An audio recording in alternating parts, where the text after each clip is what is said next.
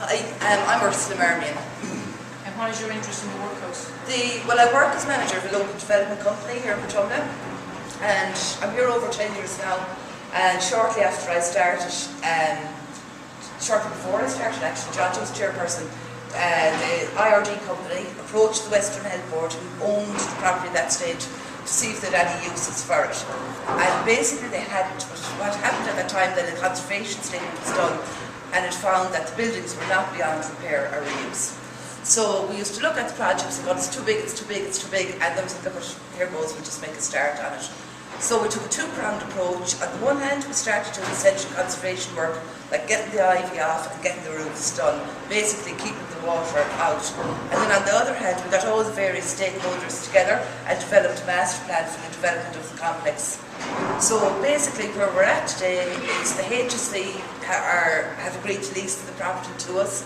We have the ivy removed from all the buildings. We have 3 of the buildings re-roofed. At present we're re-roofing another one, and we've another one to do this summer. And what we're hoping to do now from the 1st of July this year is to open the centre in a very simple way and to tell the story of the Irish Workhouse using 2 of the buildings. So tell the story of the Irish Workhouse through the famine and after? Yeah, and before, because it wasn't just about the famine. And like there were 163 workhouses built, very, very few of them are as intact as this workhouse, and none, I believe, are as intact and have the surrounding lands. So here we would have built 7 buildings on an 8-acre site, 8.2-acre site, all enclosed by a high stone wall. So I suppose our first objective is to conserve the buildings and to use part of them to tell the story of the Irish workhouse in general, not just Portumna. I'm John O'Connell, and I've been teaching in Portumna secondary school since 1980. I'm a science teacher by profession, but have taken an interest in local history and have publications on the local landlord, particularly here at Clanrickard. And he was a British cabinet minister during the famine, so that takes me into the famine and therefore the workhouse here.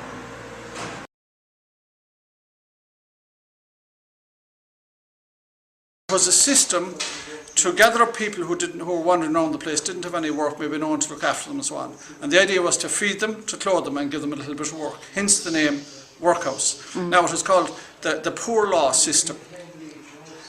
So they sent over people to survey Ireland, and in 1836 they had what's called the Poor Inquiry. And they came up with recommendations totally different to what they had in England, because we're a different country. However, the recommendations were too expensive. They talked about drainage, education in farming methods, a lot of Board of Works, public works for the people who didn't have any employment. So when this report was submitted to Parliament, it was found to be too expensive, so they said they would use the model they had in England. So in 1838 they brought in the poor law system here into Ireland by Act, I think it was around July, and they divided up the country into 130 unions, and each union was to build a workhouse. It was to gather up the people who had no work, bring them in here, feed them, clothe them, look after them. Okay? And as a result get menial work for them as well, not hugely productive. There was a lot of controversy about it, because each union, the rate to sustain it was to be raised on the land, so the landlords didn't like it. Clanrickard here in Portumna hated it, objected to it strongly, and he was in the British cabinet later, and in 1838 he's quoted in the papers saying that it would never work in Ireland because there was too much poverty. And in a way he was right. There was a lot more poverty here than there was in England. Okay? So, but anyway, it was brought in, and despite a huge amount of petitions against it. So, as I said, the country was divided into 130 unions. And each union had a workhouse. Our union had its workhouse not here, but in Loughrea. So the local workhouse the workhouse, the nearest one for us, would have been Loughrea, and it was opened in 1842. And it was built for 800 people, or 800 inmates as they call them. And in 43 and 44 there were very few people going into it, because the Irish hated the workhouse, didn't like the notion of it. And in fact they were closing down some of the rooms upstairs, they closed down some of the fireplaces, and of course 45 came, and in September 45 was the start of the potato blight. And as I say, Loughrea was built for 800 people in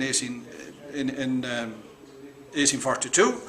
By 1849, it had 3,200 on its books. They had to build 6 auxiliary workhouses. Ballinasloe pretty much the same. So you had the same story right down along the western seaboard. The worst of all was Skibbereen, then Kilrush, then Gort, and up to my own territory up in Mayo. Yeah. So you had over-congestion and crowding. Yeah. So much so that in 1849 they decided that so Galway had 6 workhouses at that stage. So they decided they need to build extra ones. So Galway got 4 extra ones as a result. They got Oughterard, Yeah. Glenamaddy, Mount Value and Portumna. Yeah. Okay? But by the time this one was opened, so in 1849 they decided to build these extra ones. So in total the country got 33 extra ones. Portumna got 1, but it wasn't opened in 1852.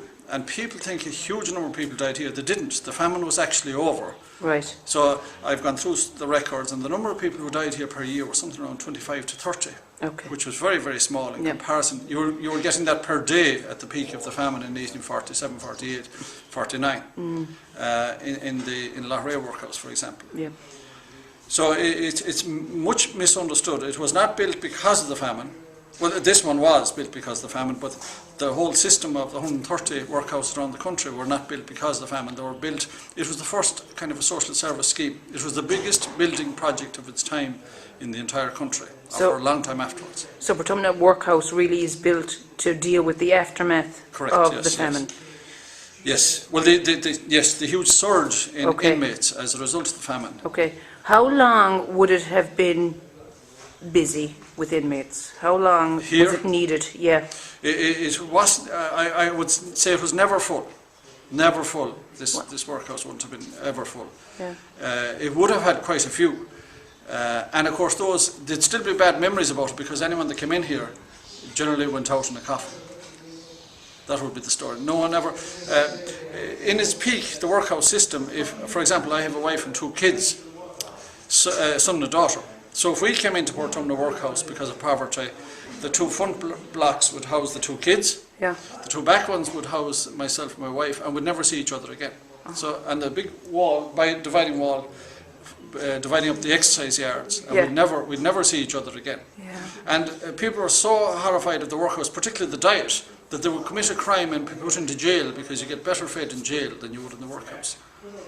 The intention was for the workhouse food, though, that conditions would have to be so bad on the outside that you'd really want to come in to stay alive, that they didn't want to make it conducive to just coming in? Absolutely, yeah. Especially when famine conditions got very bad. The last thing they want people to do is come to the workhouse, because the landlords hated it as well, because they raised a rate to sustain the workhouse system, and anyone with a valuation less than £4, that had to be paid by the landlord. So as a result, the landlords, and Clanrickard would have been involved in this too, moved out people, assisted immigration. So if you take Drumscar, Clogherna, for example, Drumscar right out in Gort, the number where I live, in 1841 census it shows a townland with 353 acres, 38 houses, 252 people living in it. By 1870, 1 house, 2 people living in it. Complete clean out of the entire population. So it was cheaper. Same in Clogherna. So it was cheaper to get assisted immigration, give them a few pounds, pay their fare, and then probably up the St. Lawrence. We don't know, but we have records of boatloads of paupers leaving Portumna for Liverpool to sail to America. Except we have no names and we can't trace them. It would be a lovely challenge if we could find people coming back. So anybody watching this video of Irish ancestry possibly was helped out of Ireland by this. Oh yeah, and they were.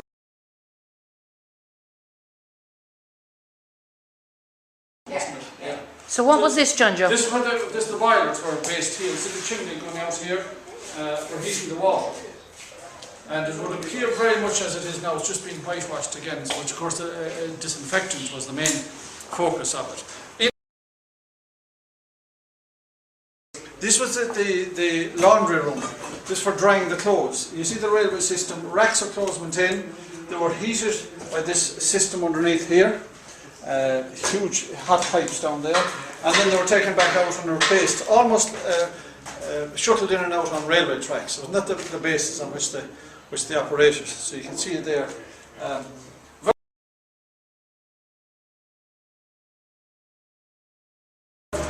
expended that sort of money, but it's beautifully tooled stone, a lovely curvature up here. And there's nothing suspending it? No, it's just hanging off the wall on the far side.